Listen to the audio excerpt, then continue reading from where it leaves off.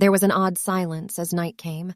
Everyone was tired and worn out, but they had stuffed themselves with as much food as they could after so long without it.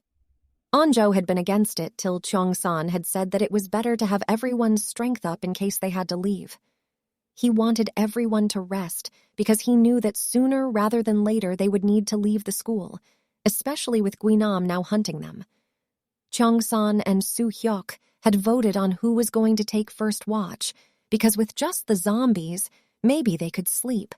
But now the possibility of Guinam letting them in was high. Namra was still getting used to her new overpowered senses. She could already tell who people were just by their scent.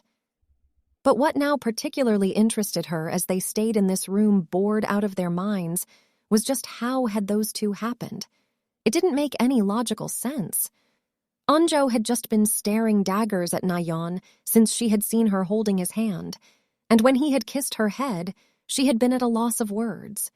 Because how could he? She literally killed his best friend, and he was acting as if nothing happened.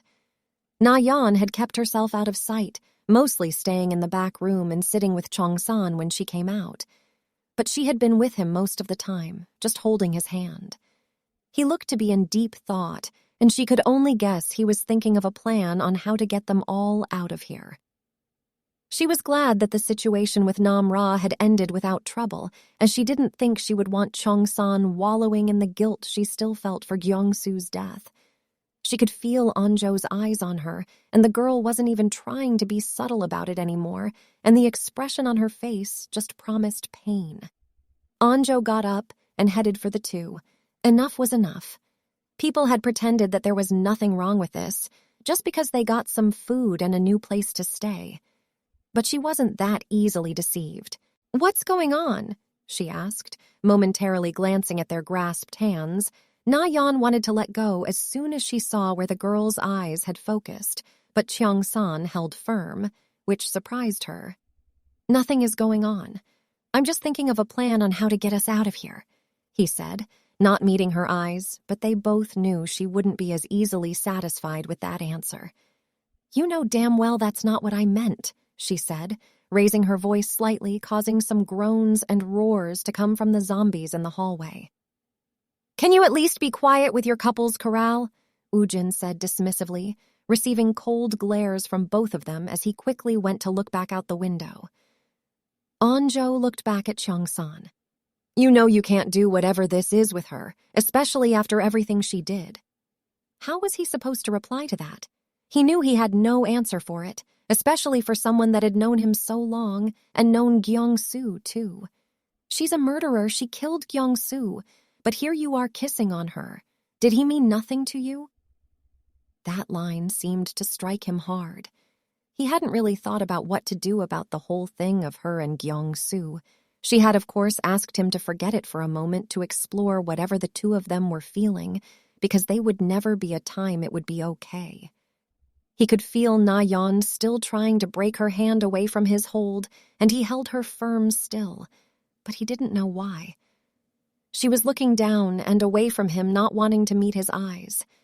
He could only guess that she could probably morph back into the shell she was when he found her, but part of him didn't want to see that. Maybe he was letting his hormones do the talking more than anything, but it's what he wanted.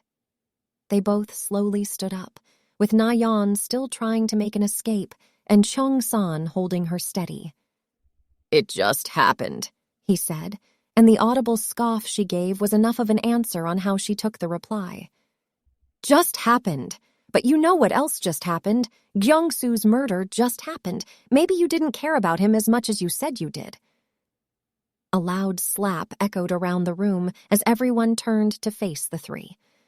Onjo was holding her cheek, facing away, shocked by what had just happened, as Na-Yeon stood there holding out her hand. The silence was deafening. "You're right. I am a murderer, and if this ever ends, I will give myself up for it. But you don't get to put all of that on Cheong-san," Na-Yeon said with her head still hung low as she placed her hands on her sides. "I get it. I know who I am. I know what you think of me, all of you," she said, as she looked around the room at all the others that started looking away as her gaze met them, except Nam-ra. You probably think I'm taking advantage of Cheong-san, but that's not it. She could feel the trail of tears on her face, but she pushed through. I know that Cheong-san came for me even if I didn't deserve it. That much was obvious when no one else came with him to help me. If I were you, I wouldn't help me either. But don't ever put any of this on Cheong-san. Most of you wouldn't be alive if it wasn't for him. Her voice was shaky with each line as she felt that this courage she had in the moment was ever so fragile, but she needed them to know that they could hate her and not Cheong-san. I'm the monster, not Cheong-san, she said as she turned and left headed into the back room. Cheong-san tried to go after her, but she shrugged him off as she entered the room and closed the door. They heard the click of the lock as the room was once again quiet. Na-Yeon slid down the wall, covering her mouth as she silently sobbed. She knew it was going to be like this, or worse. At least they hadn't thrown her out to the zombies yet. She would have doubted that they could, but she could still remember the looks of disgust and hate on their faces, especially that of Cheong-san. His face now stood out more than it did before, but the image and the words never matched in her dreams and daydreams. A face filled with hate and disgust, but whispering sweet nothings to soothe her nerves, the same she had heard when they slept together. It was all confusing. Cheong-san's eyes met Anjo, and she was surprised that he was angry, but not at Na-Yeon, at her. Why did you have to do that? I know what happened. I never forgot what happened. I think about it all the time in the back of my mind. But we need to get out of here soon, together. Anjo was about to interrupt, but he held his hand up. I know what you're going to say, but it just happened. I don't understand it either. He knew that he had always had feelings like these that he wanted to express to someone, and for a long time he thought that it might have been Anjo. But he knew now that he was going to keep waiting till the day they probably died for her to notice him. After all, he was a nobody. He had delved in headfirst with Na-Yeon because she made sense in the way she was speaking. They had already lost a large part of their small group, and a part of him knew they were still going to lose more before whatever fate had planned met with them. With her, he had felt that spark, and together they had stoked those flames because he knew what else did he have to lose. This was not something that he wanted to regret if he lived through this always thinking what if. He would rather go down with somewhat of a happy demeanor. His mother always told him not to hold grudges before eating her chicken, as that would sour the taste. That brought a small smile to his face as he looked up at Anjo still holding her cheek, and he ruffled her hair. You're still my best friend. Anjo felt like she had been kicked in the chest by that statement as he said it to her with a smile before turning and heading to the storeroom. She watched him as he knocked on the door, calling softly a couple of times for Na-Yeon to open up.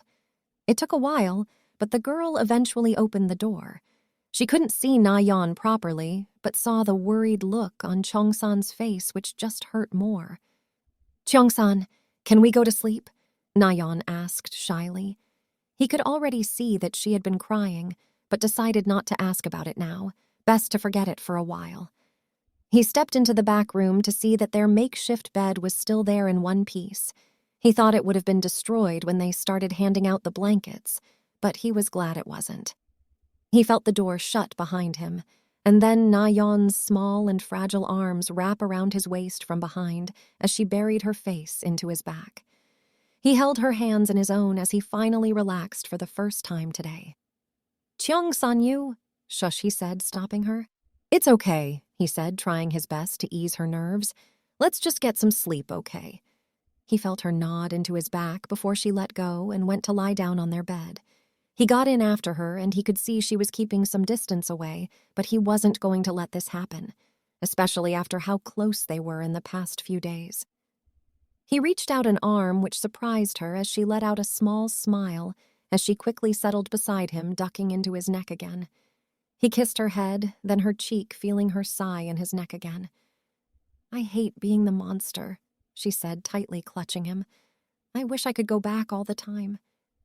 He just held her tightly as she let out a shudder. No one deserved what I did to him, and you know I would be fine with it if you were using me to get back at me for him. He silenced her, rambling with a kiss, and looked her straight in the eyes. I would never do that. Even to me? You have every right to. But he just shook his head as he rubbed her back. Then I would be no better. I wouldn't be able to see the good in you or anyone else. Na-Yeon just remained silent, thinking about what he was saying. So don't think you can only be a monster. No. I feel that there's more to you. And after this is all over, I'm going to take you out to chicken at the restaurant, he said, causing her to let out a giggle. If that's your idea of a date, then you have some work to do. Not that I am much better. I've never been on one myself. She met his eyes and slinked down to his shoulder again. Then that's another first for us, he said, as they shared a laugh.